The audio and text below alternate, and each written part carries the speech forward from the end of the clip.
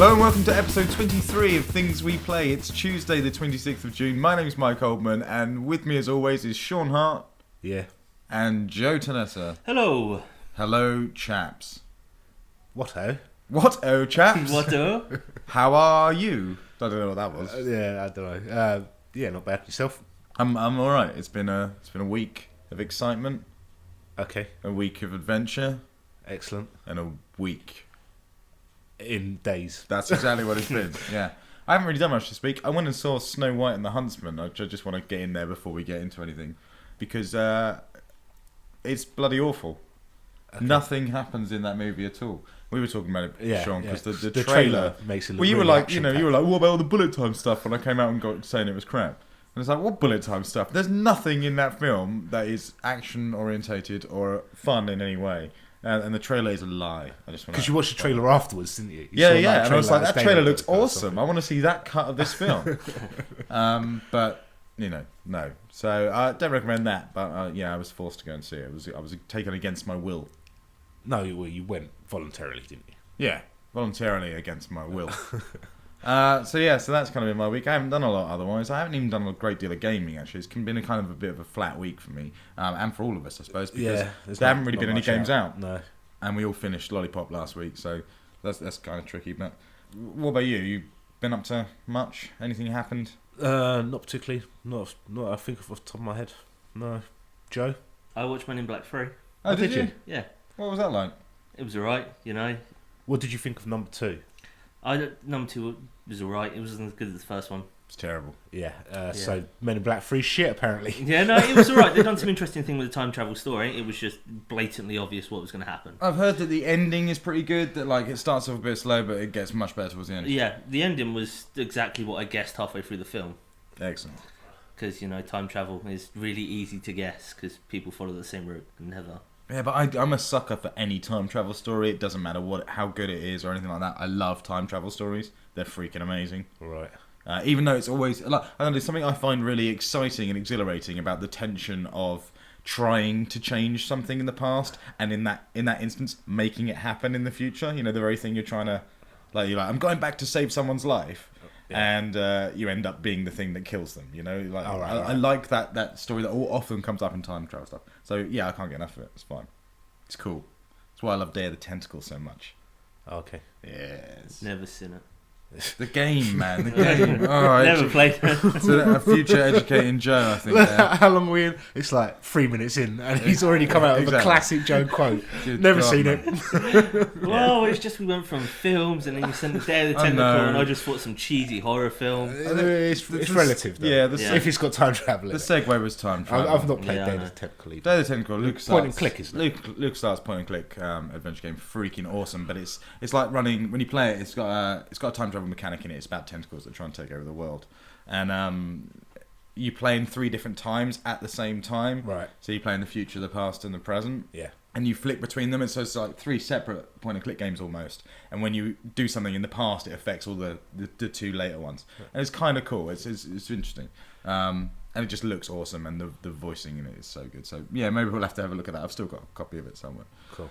All right, well, shall we talk about some games then? Because although we said there's not been really many games out in the last week, there have been some. Yeah. And you guys have both played this one. I haven't played it. I played the demo, but you guys, everyone seems to be loving this game. And it's Lego Batman 2. Yeah. Is it Lego Batman 2 DC Superheroes or something? Yeah. Tell us about this, because you've liked it a lot, haven't you? I have. I've put in a fair few hours in it already. It's literally pretty much the only thing I've been playing for the last week.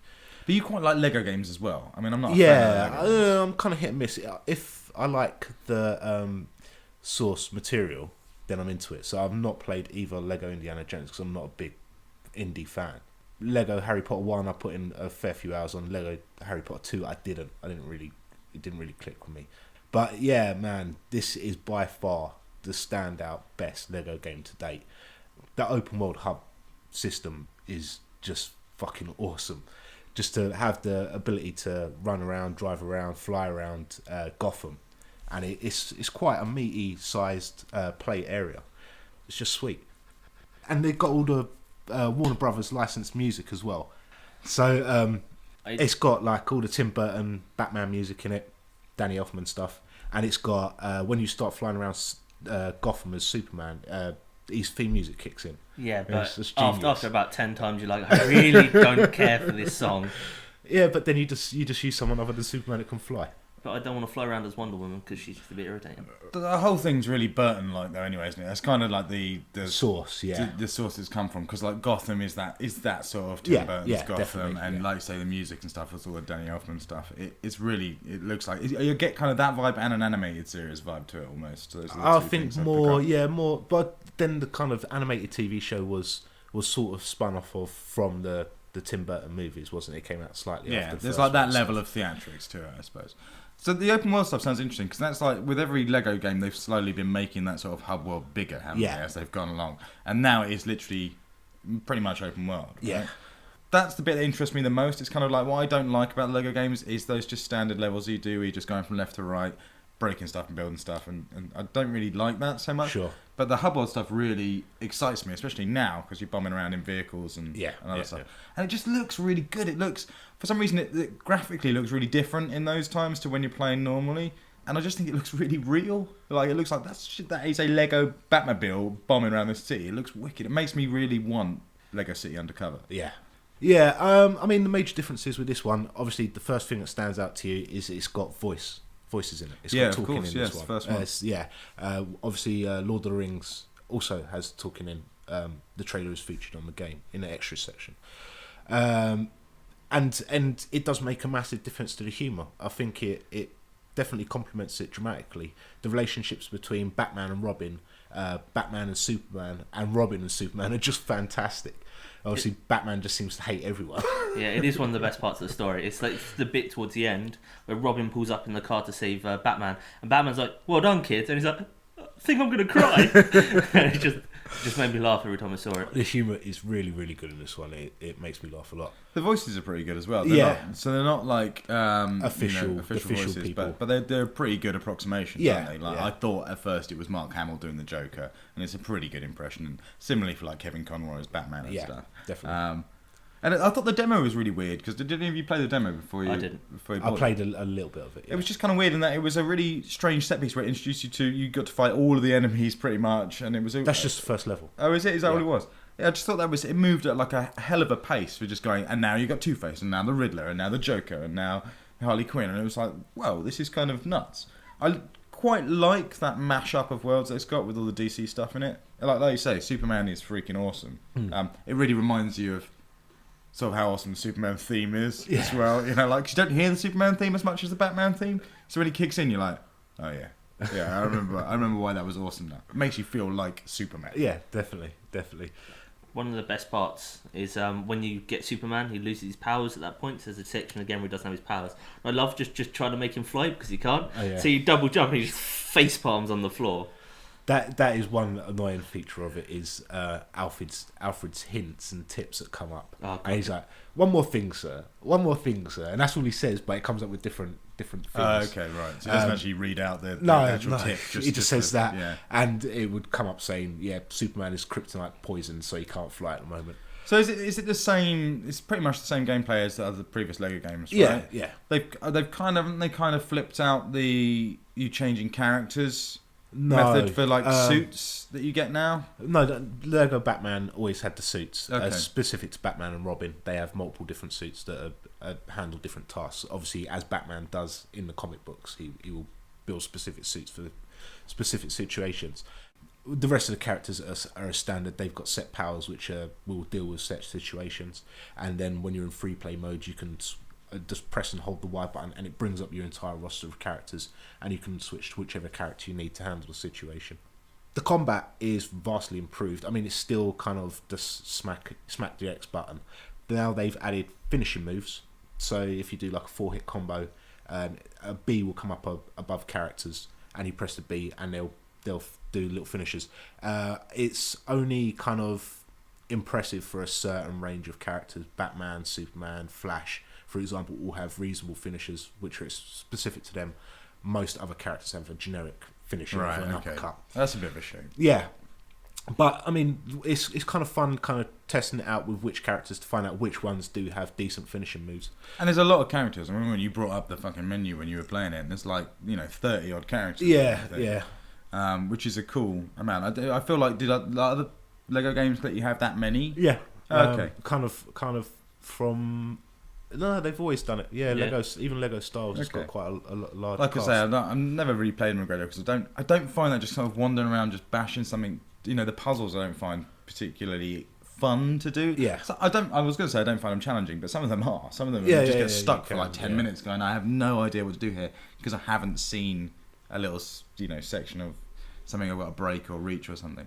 But all that always felt very repetitive. That was my only sort of gripe with. I do find if it's late at night and I'm just kind of going back through a level, that I will start to drift off with the joypad in my hand. But the feature that this game has, which is brand new to Lego games, is being able to save mid-level. On each level, it's kind of got 3 save points, which is a genius feature. And then it will always start you back in the back cave in the open world section, and you literally just drive to that level, and then it will kick back in from your save point, which I thought was really cool. Is there any online play in it? There isn't. No, it's only It's got local only. play. Right, Yeah. okay. Which is but it's got that cool standard. split screen. Yeah. The dynamic split screen. The sort of like changes as you walk away from it. I kind of love that. Oh yeah, I mean it's cool. I mean, I didn't think wasn't the original Lego Batman kind of one of the weaker Lego games. Yeah. It wasn't particularly good. No. So they've really sort of pushed the boat out for this one. Definitely. I mean, I never even finished the first one. No, it's just weird when you think of how successful the Lego series has been, considering how many games they've put out and how frequently they do. That Traveller's Tales have still managed to actually make decent games. It's kind of like these are games for your kids that actually are genuinely pretty cool. The kids are going to grow up remembering these games as their kind of classic games. So I would never have expected that from the Lego games. No, I'm sure that I think initially when they were announced that everyone was quite down on them. They're like, oh, it looks good, but will it actually play well? When you just know there's Lego everything now, isn't it? It's sort of like it's kind of had a push, a rebrand, a rebirth, if you like. I think the games really have brought Lego back to life from what it was. Certainly. I think it was flailing quite badly in the 90s, wasn't it, Lego? It was forgotten. Alright, well let's move on to something else then. I've been playing a bit of Minecraft again this week. I've gone back into that for a bit. Doing more work on your massive superstructure. Well, no, actually, because of the update that addressed the clay issue, I've started a new one, so I want to mess with clay. Thinking, yeah, cool, I'm going to build a house out of bricks, because brick house... Do you know that's the thing about Minecraft, is that you go, I'm just going to build something else out of a different material. It's exactly the same, because they're the same dimensions, it's just a different skin on a block, yeah? Right. But building the same thing out of a different material is somehow enough for you to enough reward for you to do it, so I'm going to build a house out of red bricks, and that's exciting. Why? It's no different to building out of bloody cobblestone. No. Except for it takes a hell of a lot longer because you've got to find clay, then make a brick, then get a load of bricks, then make a brick block, and then build your house. And it's like, well, oh man, I don't want to do that anymore. But I went into this one world to do that, and I went into my little cave and was digging around, and then I just suddenly hit a block, fell through the floor. I must have fallen about 4 stories down, and there was just cascades of water and lava everywhere. Right. And was in this cave that literally had diamonds, gold, redstone, everything, obsidian, everything you could ever imagine in this one cave. And I kind of got there and was like, it was like a real cruel, it was almost like a movie moment, like almost an Aladdin moment where I was in this cave, I was surrounded by the most amazing wonders that I could ever have. But I had no way of mining any of it for a start, because I didn't have the equipment, because I just got in the world, and I couldn't get to the top. So I'm in a stone cave, which I could mine myself by hand if I wanted to, but it was going to take ages. And then with those blocks, I'd have to build my way out in the first place, which would take for fucking ever. But I was in a treasure room. What you should have done, because of the update, is now that maps... They give you coordinates at the top, and they also reveal as you go. They don't just give you a fog of war all of the time. It clears as you're walking around. Okay. Yeah, I was around Cole's house the other day, and he was finding specific things that interested him on his map and writing down the coordinates. The problem is I'm just so death is the only thing I can do and then go back. Yeah, I suppose that's true. But I like to think that someone else will discover that cave one day and there'll just be a dead body of a guy that's some adventurer thief that just went too deep. But it was just the most spectacular cave, just from the inside, just oh my freaking god, it looked like something out of an Indiana Jones film. And that was the most exciting thing that's happened to me in Minecraft in a long time. But I'm never going back. Well, I'm gonna use that seed at some point, possibly when 1.7 comes out. Maybe The clay seed, Triple Eight. Yeah. Yeah, it's worth doing. I still think our like your idea to build a massive town between us is a good idea. I still like to do it. I like to build a big project and do a city, do something modern, not something medieval. You know, because I think that's cool. Because it's weird, isn't it, how everything in Minecraft is sort of medieval castles and stuff, and it doesn't necessarily need to be, but it just kind of is. So I think it just comes from Lego bricks. And Minecraft Lego's out now. Yeah, you kind of posted something on Twitter, the initial designs. Yeah, so the way Lego works now is if you want them to make a certain set, you can sort of design and suggest sets that they'll make. Yeah. And then they go up on their site, and if enough people are interested, then they will make those sets. And that's kind of what happened to the Minecraft stuff. So it's kind of cool. It's just, it's Lego, but it's Minecraft themed. Although there's weird new blocks in it that seem like half Lego blocks. They're all smooth and stuff. And like the little tiny one smooth blocks that you get. And it was well, that's less like Minecraft. Just give me normal Lego. Yeah. With maybe a slightly different pattern on the side. And that is Minecraft. So that seemed a bit weird, but it's quite cool. And Steve looks quite Duplo-y. He doesn't look so much Lego as Duplo. Right, yeah, I suppose. So, yeah, nothing can stop Minecraft, of course. When's a movie coming? Minecraft the movie. Wow, that'd be a bizarre movie. But you could see it being done, couldn't you, by Uwe Boll or something, or even in a Mario Brothers way, where it's just completely taken out and done in it's just some guy alone in the woods and he has to dig and make a pickaxe, and then it's a survival horror film, about he has to build a house for the night, and then at the night zombies that explode come out and stuff. I could see that happening in a completely Super Mario Brothers way. Wouldn't be much dialogue though. No, and there's only one person in it. There'd be no dialogue at all. Just one guy called Steve who just wakes up mysteriously one day on a mysterious island with a map in his pocket. Yeah, that's exactly. it. And just the drive and thirst to create. That's all he wants to do. A massive castle. At the end of the film, he stood there on top of his castle. It's been a good day. He's essentially risen into sort of almost a godlike stature in his world. He's this is the world I've created from my mind with my hands, and it's a castle here, a big tower over there, a big glass pit filled with lava here, and all this other random crap that he's just done, torches everywhere because he's you come back 30 years later and this is just what's poured out of this one man. Minecraft the movie, coming 2014. So we got sent Triton headsets. We did.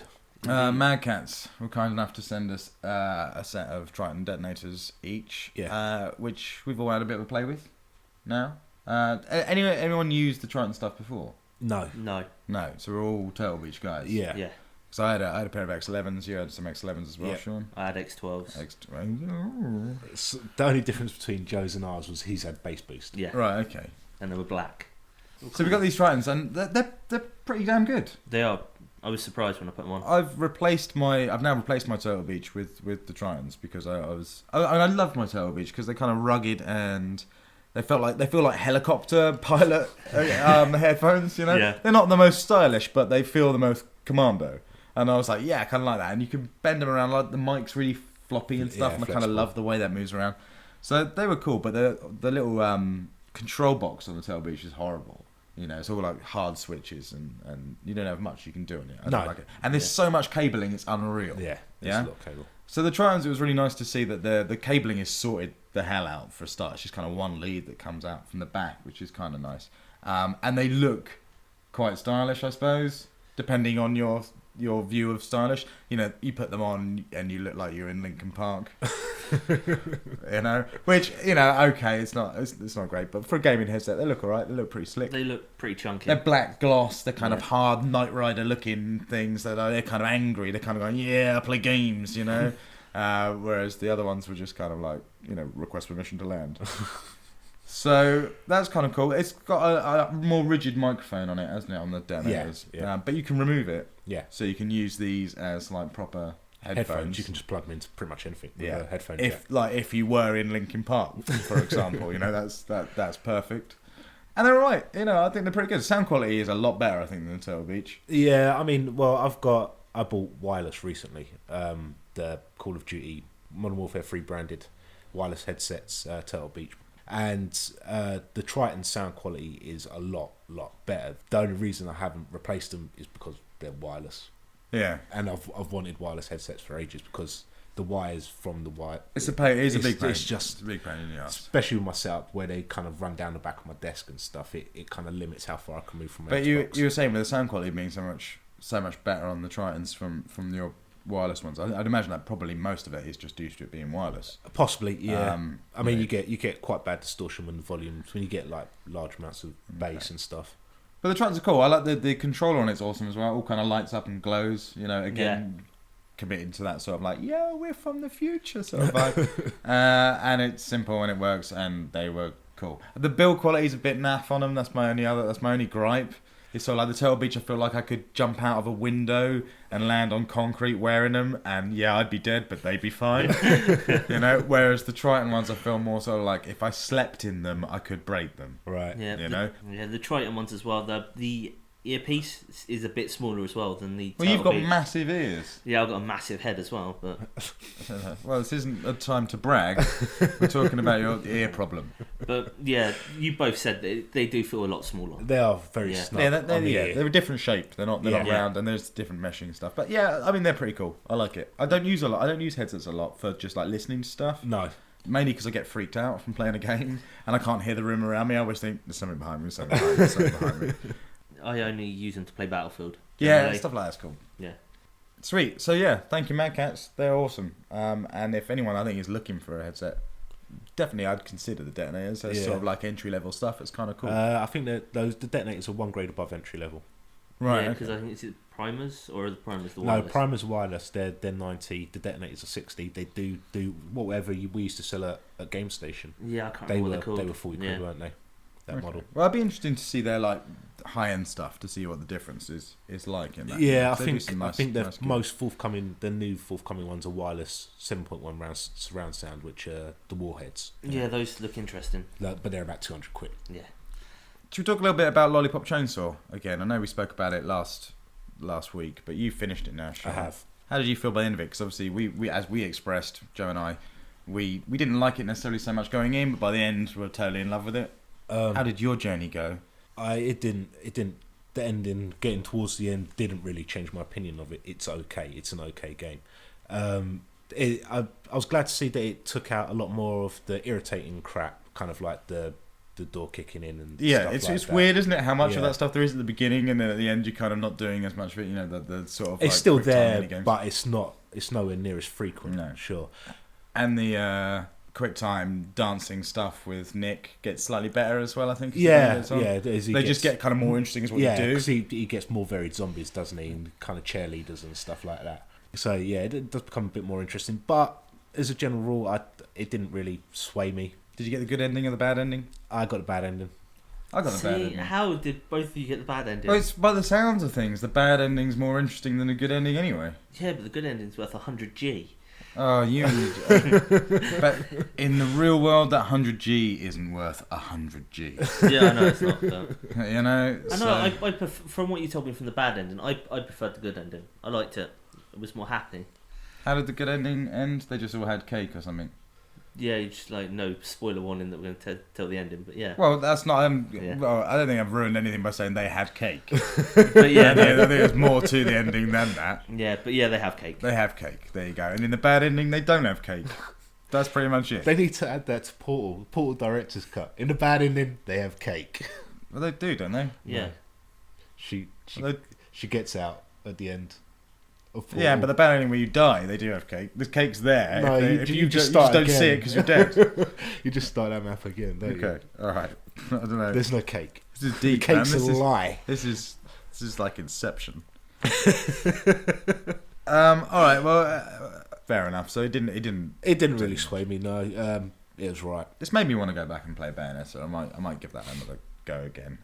The visual style of that's not as easily to get into, but I think it's a better. Bayonetta's a better game. Though. It's actually changed my opinion slightly on the new Metal Gear Rising Revengeance. Rising Revengeance. Yeah, that's what it's Let's called. just It's make Metal- up fucking names. Yeah, It's I called know. Metal Gear Rising Revengeance. Yeah, that's It's not called Metal Gear Revengeance. Rising Revengeance. all right. Revengeance. Yeah. But yeah, it's made that game more appealing to me, because at first I was just like, it's going to be real shit and I hate it. No, I think you're crazy to think that, but I think you're right to make the link, because the chopping stuff is quite similar to Lollipop Chainsaw in that you're slicing stuff. Yeah, up and no, stuff. it's just 'cause it's such a step away from Metal Gear Solid that I wasn't looking forward to it. But after playing Lollipop and seeing that they can be fun in that style, Games can be fun. they're all in the same sort of genre. I think he's trying to say. Yeah, and I think that's fine. I don't care how you dress it up. They're always, I didn't expect to like Bayonetta because of its sort of angels and demons aesthetic to it and the witchy stuff, but eventually I did. I thought that was awesome because of all the callbacks to like old Sega classics and stuff. But other things are much easier to get into. Vanquish seems really freaking cool. It's a dude in a cool automated suit with weapons unfold and stuff. Why wouldn't I like that? Flick your cigarette into the air and shooting bullet time. Lollipop Chainsaw, again, easy to get into because of the cheerleader high school environment and stuff. You can relate to that and the pop culture stuff. And then, this is Metal freaking Gear. I'm down with that. That's badass dudes in ninja suits with swords and stuff. Sign me up. So I don't need it. I didn't need as much convincing as you did, Joe. Although I think we're probably all right to be dubious of that game because it's probably not going to be great. But I'm willing to give it a chance. And if I get to dance around a little bit with the sword as a cybernetic ninja, then I'm quite happy with that. That's an experience that I look for in games. And disappointed by quite frequently, since there's not that many cyborg ninjas in games. Exactly. But Metal Gear has some of the best. This is true. And Raiden's not the best, but fuck it. I tell you what, in 4 he makes up for 2. He does, but what they've been trying to do in the Metal Gear games ever since Metal Gear Solid is recreate Metal Gear Solid. And as far as I'm concerned, they haven't. Although 3's pretty good, but Metal Gear Solid is the best. But we digress. So let's talk about some more games we've been playing then. I've been playing, actually, I want to talk about an iOS game.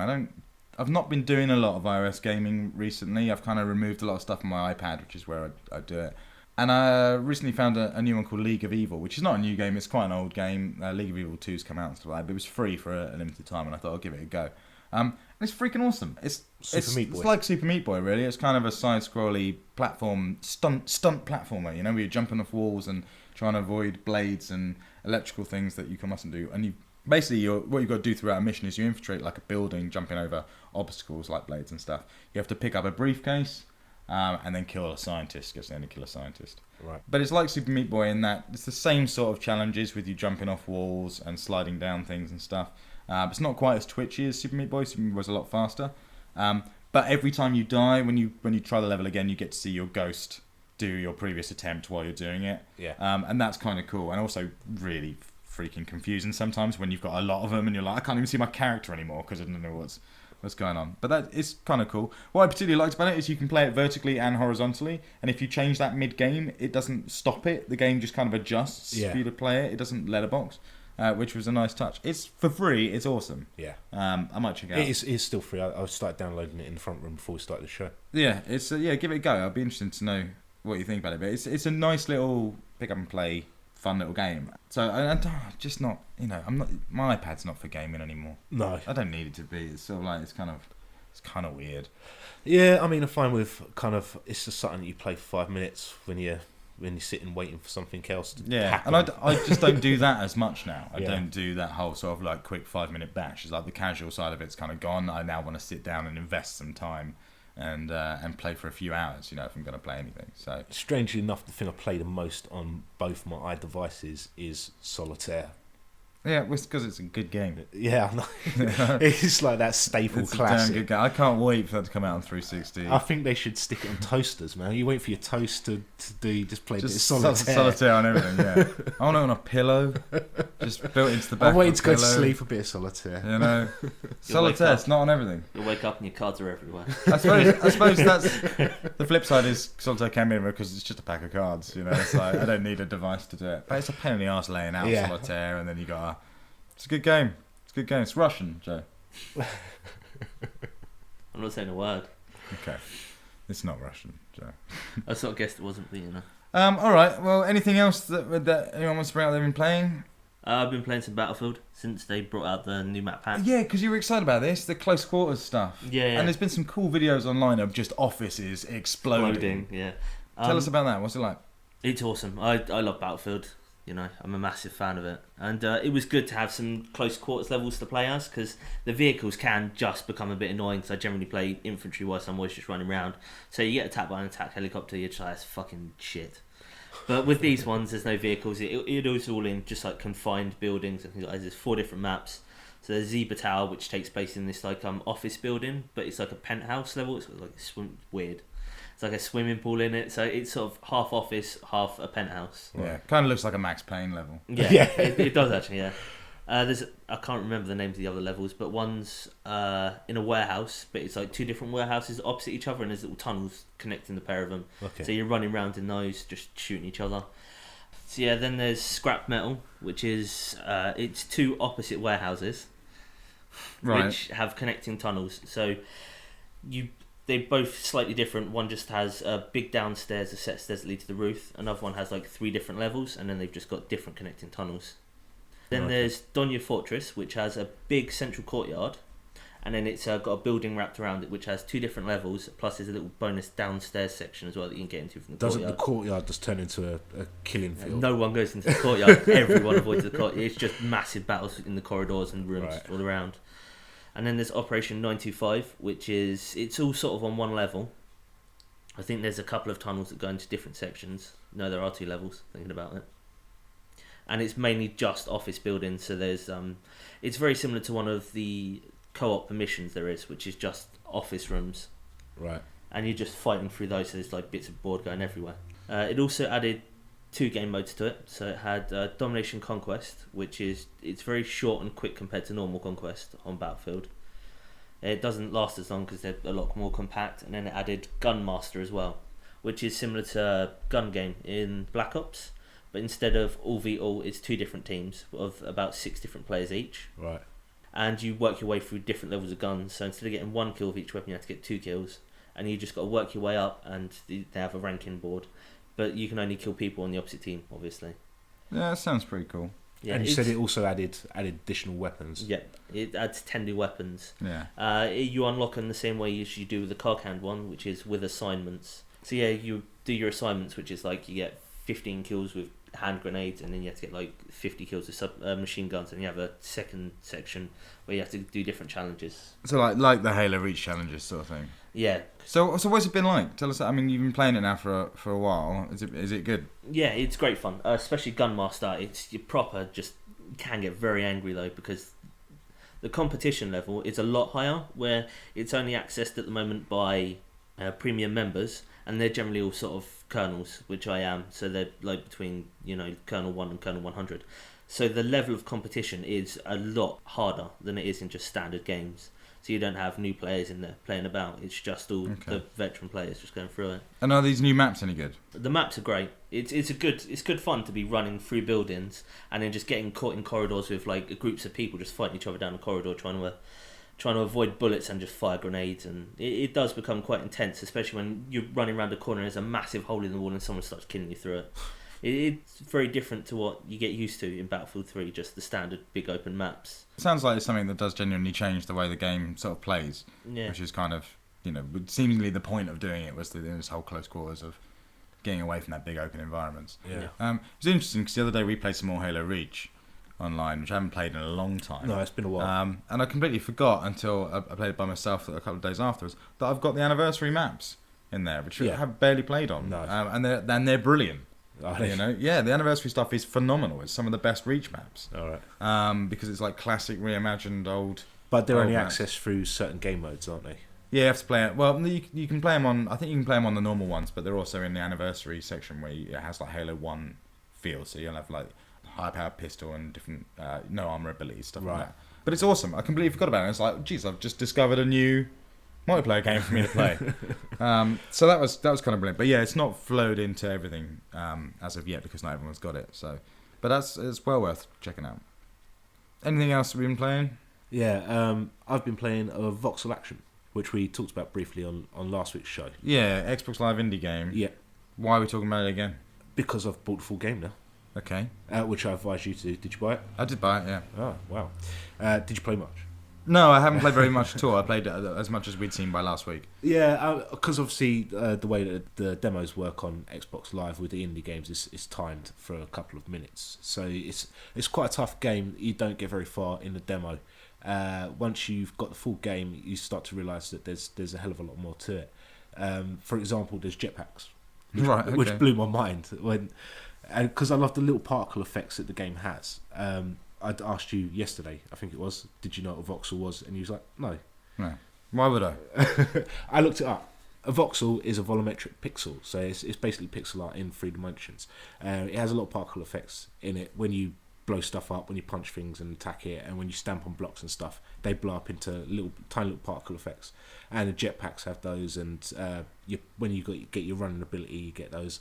And man, I just love the style of it. I just love the graphic style. It's awesome. Yeah, well, that's what we talked about last week, wasn't it? That's kind of the thing that makes it stand out. Is that 3D Game Heroes look to it. It's almost got like a tilt shift vibe to it as well, I suppose. Yeah. But it's interesting to hear that it's a much more fleshed out game than I thought it was. Yeah, it was just kind of like a fairly basic Mario clone. Yeah, but to have like jetpacks and other abilities in it, that's kind of cool. Yeah, the last ability I unlocked before I got completely stuck on the game was a Spider-Man-esque ability. It allows you to stick to bricks, which is quite cool and kind of brings a whole new dynamic. But it gets tough, man. It gets really tough. Are there like boss battles in it? I've not come across any bosses, no. Okay. It's mostly kind of environmental puzzles to get to a key to then unlock a chest, which gives you a new ability. Yeah, I wonder how big it is. Yeah, it would be interesting to find out. I don't think I'll ever get to the end because it is rock. And at one point I've gone back on myself in a place that I shouldn't have, and so I'm kind of chugging it back through the main body of the game that I've already been through.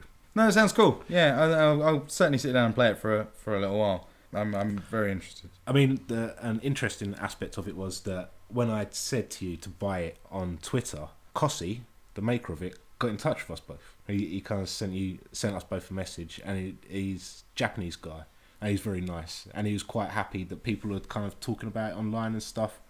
And he did say that he's going to do possibly a sequel, I think, but he's going to keep in the same style. It's all going to be voxel style that he's working in. Oh, that's cool. I didn't realise that. That's interesting news. That's an exclusive breaking news. The Voxel Action 2, sort of. Maybe coming soon. All right, cool. Well, should we take a bit of a break then? Yeah. There and go and recollect ourselves before we come back with a little bit of news. I thought we've got some news, some interesting stuff that's happening, and then obviously we've got Educating Joe as well to look forward to, and a little special surprise at the end of the show where one lucky listener could win themselves an exciting AAA game. We'll be back in 5 minutes.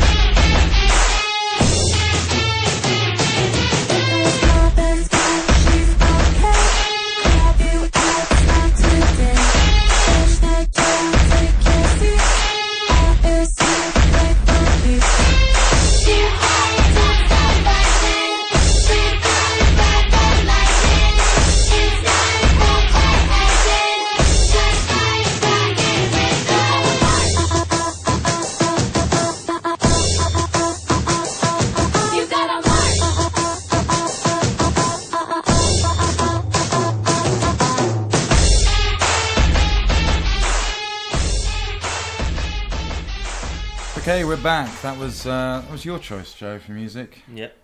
First for the show, and pretty good. It was from Lollipop Chainsaw. Yep. And it was Sleigh Bells with Riot Rhythm. Not bad. I really liked it. It was my favourite song from Lollipop.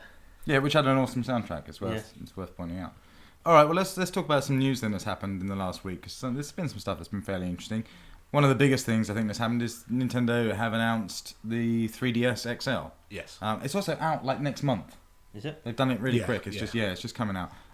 Kind of a weird announcement that they didn't put it at E3. Yeah. But I suppose they wanted to focus on Wii U and didn't want another hardware announcement to sort of drown that out. But pretty cool, I think. It looks awesome and it looks beautiful. It really addresses a lot of the sort of dodgy stylings of the 3DS. You know, like those weird buttons underneath the bottom screen, and just the whole casing is just an odd shape and kind of, I didn't like it at all, that two-tone colour. I never got the way they had 2 different colours on it. It just made no sense. Yeah, so these are nice. They do two-tone ones of these as well. There's like a red one and a blue one and a white one and a black one and stuff. But they kind of look like Wii U gamepads. Okay. Quite a lot. It's all very rounded and real nice piece of tech. I think it looks cool. It's a lot bigger, obviously, as the XLs always are. I think battery life is better. There's just like the little improvements that you would expect in a revision. It looks nice. What's interesting about it is no second analog stick. So Nintendo have clearly just given up on that whole bolt-on analog stick idea, and it's not something they're focusing on for games. It's just, that's it. But that's really bizarre, obviously, because Metal Gear 3 is still to come, which has dual analog control. Monster Hunter as well, which initially seemed to be the whole reason that the second analog was created. It was packaged with it. But that's it. It still doesn't mean that's the whole direction they're going to take the console in. It's just those games, and all those games are playable without it as well. I think is the case. But it's interesting. They've just gone, no, it's not for us. And smart, I would imagine. That's not what the DS is used for. It's not their selling point. I disagree. The whole point was that initially they were like, oh, this is a much more grown-up console. This is going to have all these like third-party hardcore games for hardcore gamers. That's what they were selling the whole 3DS on the back of initially. That's what, as front people for the general public and Nintendo, that's what they were getting us to tell the general public. Well, I think that was part of what they were doing. I think that was the whole messaging, though. There was a big. It was 90% of their message. All right, okay, but they did a big push on things like the augmented reality stuff, and obviously just the 3D gimmick anyway. I think they're just going, look, this isn't what DS is. They're not trying to compete directly with like the Vita and stuff. They can't, them being cartridge based and for other reasons. I think this is cool. It's made me interested in the 3DS. If I want to play just Nintendo games that I can only get on this system that are good, then sure, a bigger 3D experience is going to be better. That was always my biggest issue with the 3DS was, cool, it's in 3D and the 3D is very good and works, but it's on a really small screen. Yeah. And that's kind of the complete opposite of your average 3D experience. It's the usual experience is big and in the cinema and all around you. That's kind of more immersive. So a bigger screen I'm more interested in. I also think I'd kind of use it for other stuff a little bit more if it had a bigger screen. Like, the web browser's bad, but I probably would use it for that or watching video certainly. So not bad. It's only 175 quid, which seems like a really good price for it over here. We are getting screwed on the price. It's a lot more expensive in the UK than it is anywhere else. But then that's par for the course, I guess. Would you say America's the cheapest? Yeah, America's the cheapest. But I think 175 is an alright price for it. I don't know how much 3DS is now. When we was in retail, they were roughly 150 new, 130 pre-owned. I guess there's going to be a further drop on the standard 3DS. My concern is there going to be another one next year? No, well, I don't know. maybe next year they'll do a gamer's version with an extra analog stick. I don't. What? Is it another hardware revision? Yes. Yeah. No chance. Nintendo likes to do that. They don't do that many hardware revisions. Really? They Yeah. did. Let's have a look at the standard DS. Okay. 4 years. The big DS, the DS Lite, DSi, and then DS XL. Yeah. But the DS Lite was kind of a admission of like the original DS was kind of a bad design, so they kind of stuck with that. They kind of rewrote the first one. Then the DSi was that's the strange one, I think, because that's the one that just had the camera in it. Well, it went light, then I. Yeah. But the DSi is the strange one because it had the camera in it. Yeah, that's all it really added. It didn't. No, it kind of had the web browser stuff. The stuff that's now been flown into the general design baseline sort of DS stuff. They all have a camera, they all have that abilities. So I don't think we'll see any more. I think it's just kind of the XL is kind of the natural. They've made this natural thing. I mean, XL did really well for them. It got a lot of new people in. A lot of older people really wanted. They did all those adverts, with sort of like, "Hi, I'm an old TV star, old lady." I can't think of a name. But if you're an old lady like me and your eyes are shit, you might like a really big DS, And I imagine them sitting with other giant things in their houses, like a giant knife and fork, and a giant plate, and everything needs to be slightly bigger because they just can't afford a pair of glasses or something. So no, I don't think we'll see anymore. I think it's a good move on Nintendo's part. Like I say, it's made me more interested in it, but just weird how it just suddenly came out of nowhere. Yeah. I'll maybe give it a go. 3D still enough of a gimmick for me that I'm not going to get a TV, but I might get a 3DS because I can still kind of go, whoa, look at this, and have that sort of fun. So I mean, I always quite liked 3DS. I didn't have issues with its size or anything. So an XL, I'd have to see it in action to kind of Why gauge. would you not buy an XL? Like, if you're going to buy a 3DS now, why would you not buy an XL instead of a 3DS? Because the 3DS would be cheaper. But not buy it if it's not going to be much. What we're saying, what we're saying is No, because I reckon there's going to be a further price drop on it. I'd probably buy an XL because it's bigger and, like you said, it looks nicer. Exactly. My point is just why would any? I don't think many people would choose a 3DS over an XL at this point. If the price is not going to be much between them, well, I don't see why you go down. The benefits of an XL seem to outweigh the normal 3DS. All right, well, let's talk about some other news then. One thing that's hit the headlines sort of this week in not a great way has been Steel Battalion, the Kinect game from Capcom that came out. We played the demo of it, and actually we had a bit of fun with it. We didn't really play much of the game. We were more sort of dicking around in the menus, but it all seemed to work. Okay, it did. It seemed to be very responsive. And now there's just reports coming out from everyone, all the reviews, saying that this game is a diabolical, broken mess that just does not work. The Kinect stuff does not work, and it just should never have been released. Yeah. It's really hit the headlines in a bad way. On top of that, people are saying that even if the Kinect stuff did work, the game is terrible anyway. Yeah. And it just seems like a massive misstep from Capcom. It was an exciting game. That's a real shame. It was an exciting game when they announced it. The idea of using Kinect in that way seemed pretty good, and if they could have pulled it off, it would have been awesome. I don't know who it was for. Surely that was never for the original Steel Battalion fans and the hardcore guys that were complaining when they shut Xbox Live down and stuff. Yeah, because it's flip reverse of what the original was. Exactly, it's not the same game at all. It's not that hardcore, loads of buttons, tactical stuff. It's more arcadey, more fun, and almost more kiddie-ish just by using your hands in that way. It makes it more gimmicky. So I don't know who it was for, but man, this game has tanked. Yeah, I think the day it came out, Amazon had slashed it down to like $30. As though they were just going, shit, we gotta reviews started coming out and they're like, we gotta shift these. Yeah. We got a load of these. So, God knows what's gone wrong with that. Yeah, it's weird going from a demo that worked really quite well, that looked pretty good, to a broken. Yeah, exactly. It's not just like a bad game; it's a broken mess that shouldn't be enjoyed by anyone and won't be enjoyed by anyone. I find that just mad, because even press showings before were coming out pretty positive. Yeah. So whether something's changed in development or something has cocked something up somewhere, that game has turned out to be a disaster, which is a real bummer because it maybe means no more Steel Battalion games. I don't have an issue with that. In slightly more positive news, Saints Row the Third, we spoke about it briefly, was getting that expansion pack, standalone expansion called the Enter the Dominatrix, which started off as an April Fool's gag this year. That's now been canned. So they can make a Saints Row the Third full-on sequel. Is it sequel?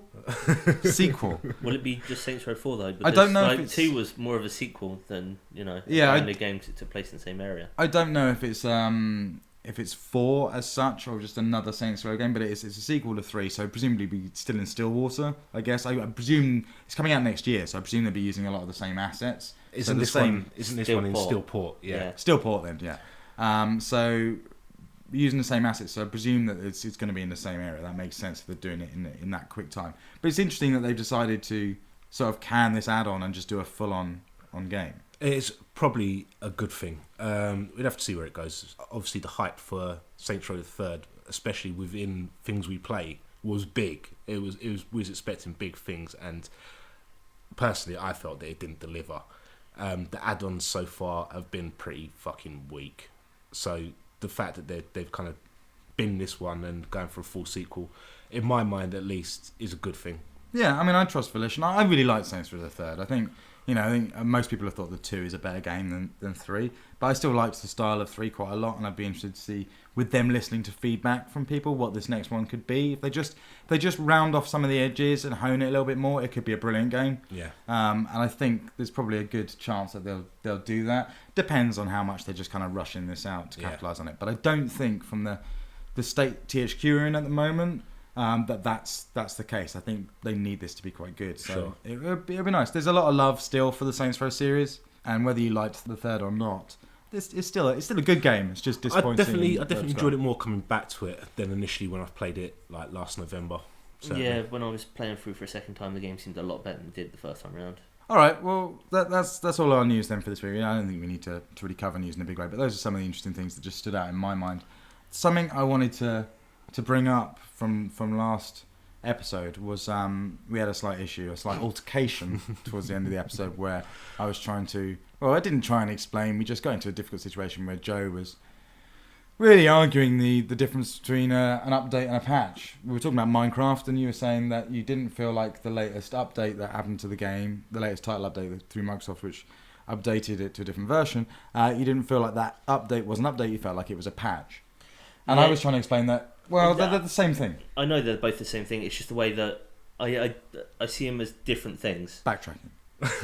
We got an email, Joe. So just so before you start backtracking into your corner, you have got support because we got an email from Carl Lipscomb, who was on the show a few episodes ago, saying that he disagrees with me and that you are correct. An update and a patch are not the same thing.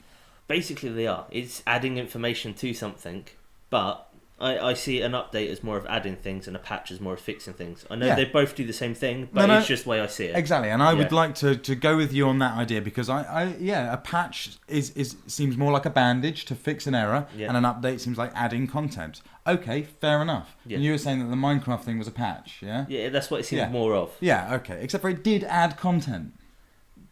What did it add? I know it added... Autosave for a start. Yeah, I know. The coordinates. It did add content. I think that then makes it an update. If you even want to go that route, it makes it an update. Yeah, no, it does. It does make it more of an update when I was looking back at what it did. It fixed a load of stuff. It added a few bits. People don't like to use the word patch. That's what it is. When I worked at Square Enix, we always made a very conscious effort to not ever say the word patch because patch implies broken. It implies you are fixing something. It's not. It's an update. That's why Microsoft called them on the 360 title updates. I think what you're thinking of, Joe, you're confusing it with DLC.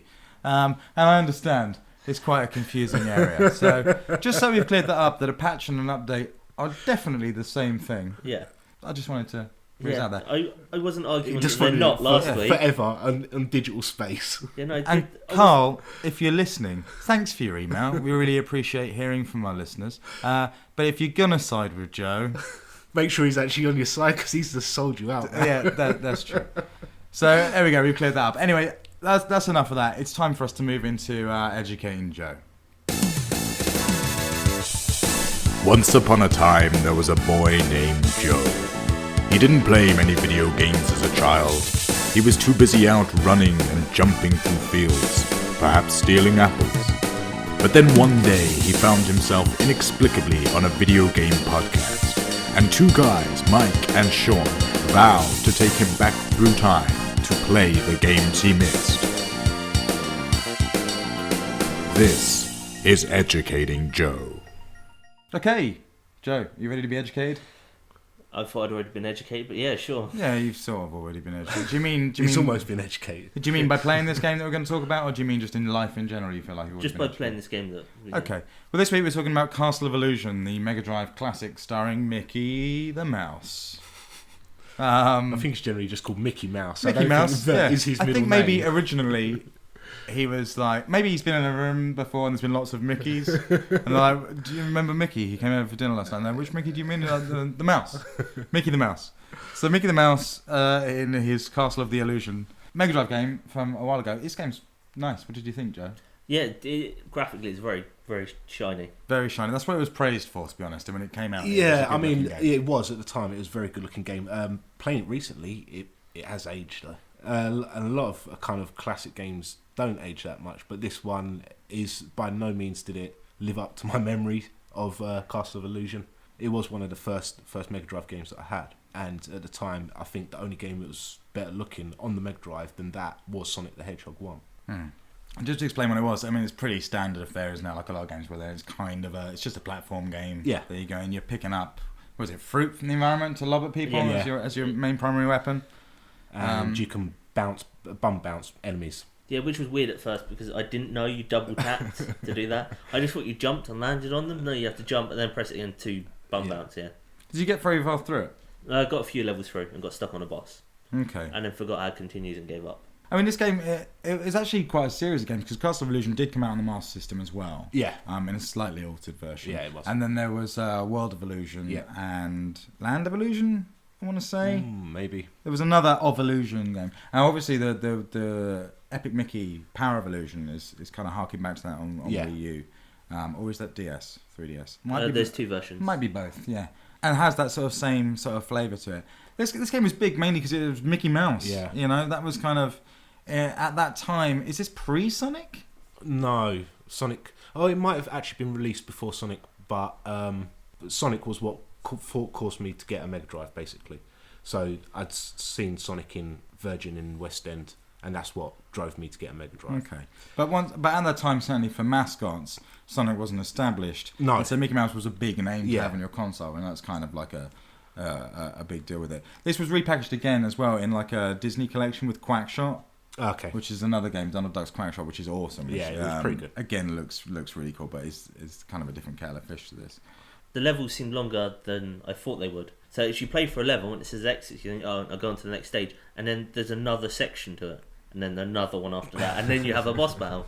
I was like, the level seemed a lot longer than I was expecting, and they were good variations. So the first one is where you're just like going through the woods, and you get onto the section where you're in the air jumping from leaf to leaf, Yeah. and you get into the dark section of the woods, and then you get into the boss battle with that rolling log thing that's just really irritating. I just remember lots of spiders from my time with the game. Lots of spider webs and spiders. Yeah, the background on the second level, as you're on the second stage of the first level, Yeah. as you're on the leaves, is just spider webs. Yeah, Yeah. that's something that I stayed mean, with me. The thing that was most amazing at the time was the amount of multi-layer scrolling that was going on in the game. The backgrounds did look phenomenal, and you kind of had lightning strikes and stuff as he's walking along in the intro. It's also got wicked music. Yeah, as soon as I kind of switched it on and started doing the first world, I was just like, oh my god, it just takes me back. It's fantastic. Again, towards the end, it does get, like most games at the time, it does get seriously tough, and you have to. Everything is really timed. Yeah, well, that's what I was going to say. It's quite a hardcore game. Yeah, It's quite a big game, and it does get really, really tough, as games did back then, obviously. And I think this one has a better learning curve than most games at the time. It doesn't go easy, hard.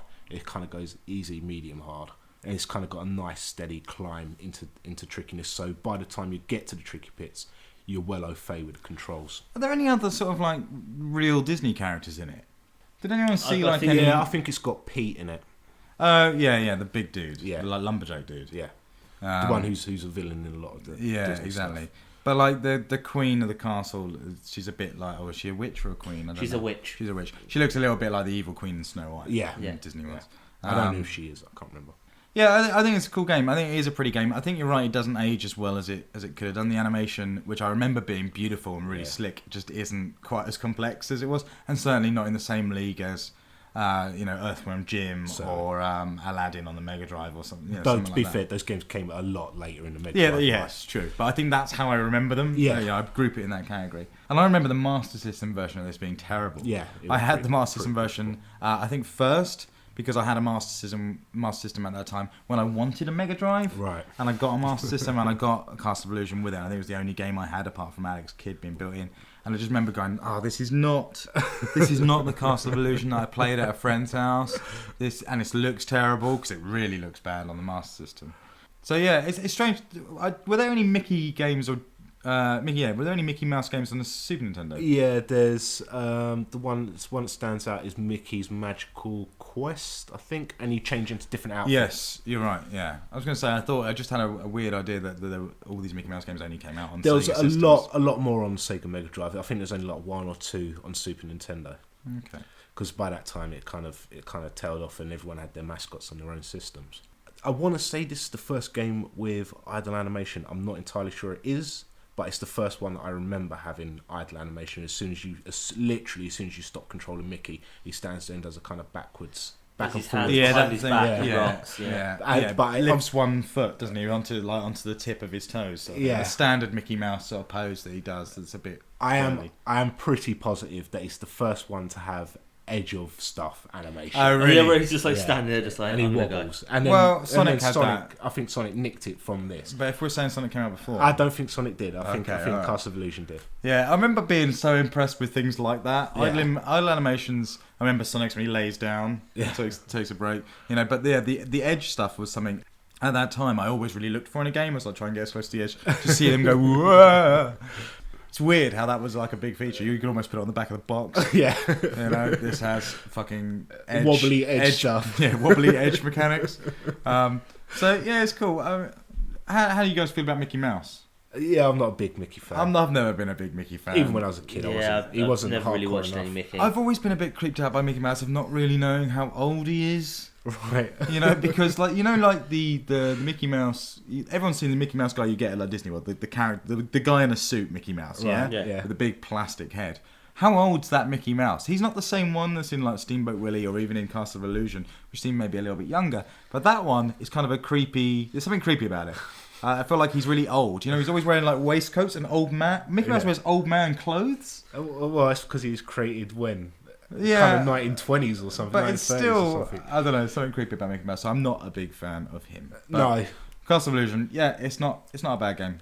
I think it's one of the better games on the Mega Drive. Certainly for the time when it came out. I think the mechanics of it still hold its own. I think it's still a very playable game. I just don't think graphically it's anywhere near as sharp as I remember it. Exactly. Being. And the things that it does well have now become, or had since become standard. Yes. Practice in those sorts of games. At the time, it was a very good just platformer. Yeah.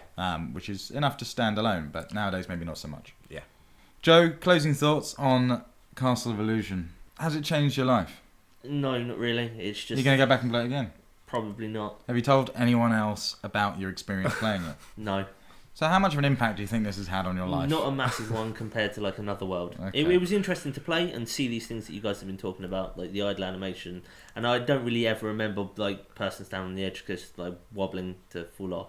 See, this is the thing. We're trying to put you back in that experience from years ago to play these games that you missed, but you're not, because we're not at that time. You're not having those things. Why aren't you searching at the edges to see a dangle? Every Mega Drive game you're playing to see wobbly edge mechanics. Why aren't you doing that? This is something we can't address that, unfortunately, and that's maybe a flaw in the Educating Joe system. But It's good to see these things because not many games these days seem to do it because you're never really standing on the edge waiting for something.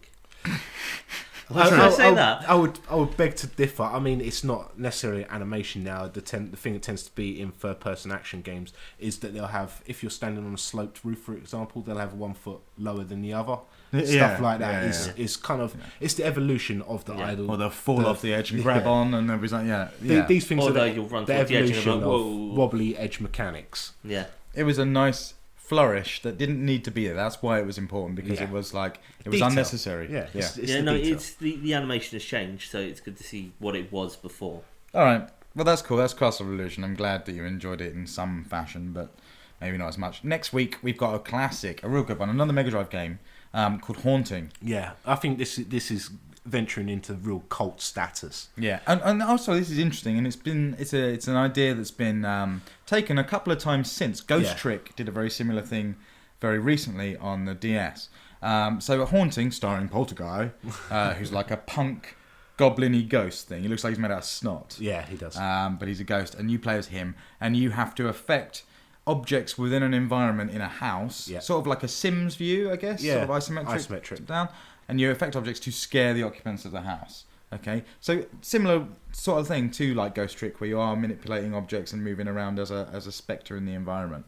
It's interesting. It's kind of cool. It's an Electronic Arts game. Yeah, and it's quite a late game. Yeah, I think, but something genuinely different. So we'll see how you get on with that, Joe. Yep. Are you scared easily? No. Only it's aliens. Yeah. Aliens and owls at 3 o'clock in the morning. Let's not go into that. All right. Well, next week then we'll be playing Haunting. So anyone else who wants to play along with us, obviously grab your copies of the Haunting, dig them out, and give it a go. We'll be chatting about that in 7 days' time. That's Educating Joe. All right. Well, that's a show. That's wrap. Oh wait. There's something important. Forgot. No, I didn't forget. I was faking forgetting to make it more of an impact. We've got a competition this week. In fact, we've got a competition coming up in most episodes from now on. But today, we've got a very special competition brought to you by our good friends at Excalibur Publishing, publisher of great PC titles such as the one we're giving away today called Garden Simulator. Now, I know what you're thinking. You're thinking Garden Simulator? Why would I be interested in Garden Simulator? Well, let me tell you why you'd be interested in Garden Simulator, in the words of Excalibur Publishing themselves. Garden Simulator brings your green fingers to the desktop, allowing you to lovingly shape your own garden by growing a variety of flowers, fruits, and vegetables, brought to life with stunning graphics. You are the architect of your own personal paradise with the ability to shape and mold your virtual garden at will. With over 40 tools, plants, and decorative objects, the possibilities are endless. grow for pleasure, or tend your garden in a career mode that sees you earning income from a huge wealth of design objectives. The choice is yours. Like any real garden, your Floral Fantasia will be affected by a sophisticated weather system. As all good gardeners are keenly aware, beware the predators of the night and keep the snails, moles, and other pests away from your prized plants. Put your horticultural skills to the test as you strive to bring your virtual garden to full bloom. I don't know about you guys, but I am psyched. Why wouldn't you want this? We are giving this great tool away. Actually, it looks a lot like any of your sort of Farmville or time management stuff, except for you jumping in and doing it in third person. And a lot graphically better. Excalibur Publishing are excited about it, and with their endorsement, I'm excited about it as well. If you would like to win this copy of Garden Simulator, here's what you have to do. I'm going to read out a bunch of box quotes, 2 of which will be from Garden Simulator, 1 of which will not. If you can let us know which one is not from the box of Garden Simulator, we will send you out this wonderful copy of this game. So email us at thingsweplay@gmail.com with your answer. Here come the quotes. Okay, first quote is, put your horticultural skills to the test. Do you think that came from the Garden Simulator box? Maybe. Second quote, grab a chainsaw and prepare to grind one out. Could be. Third quote, be the architect of your own personal paradise. So just let us know which one of those did not come from the box of Garden Simulator. Just email us, thingsweplay@gmail.com. And if you get it right, the first person to email us with the correct answer, we'll keep this going for 7 days, but the first person to do that will win this copy and we'll send it out to you. Genuinely looks like an awesome game. Like any real garden, your Floral Fantasia will be affected by a sophisticated weather system. Floral Fantasia. If Floral Fantasia sounds like the sort of thing that you might be interested in, be sure to enter this competition, and we would love to hear from you. That's it. That's us. Done. Dusted. We're Ghost. We'll see you in 7 days' time. If you want to get in contact, obviously you've got the email address. Same one for the competition. Just fire us off an email. We'll certainly give it some consideration. Or you can tweet us on Twitter @thingsweplay. Next week, actually, before we go, because there's finally some games coming out next week. This week there's been an issue of not many games. Next week there's almost too many games. Yeah. So next week we've got Spec Ops: The Line, some sandy shooting action. We've got Spider-Man, the Amazing Spider-Man. Yep.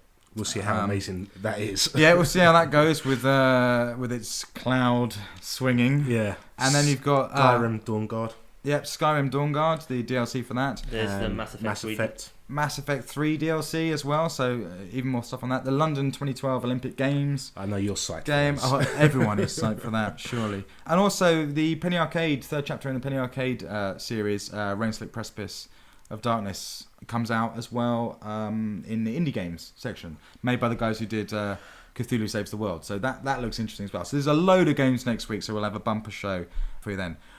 In the meantime, get out there and play some games. Enter our competition. You could have your very own garden simulator. And we've got more simulators to come. We'll see you in 7 days. Auf Wiedersehen. Goodbye.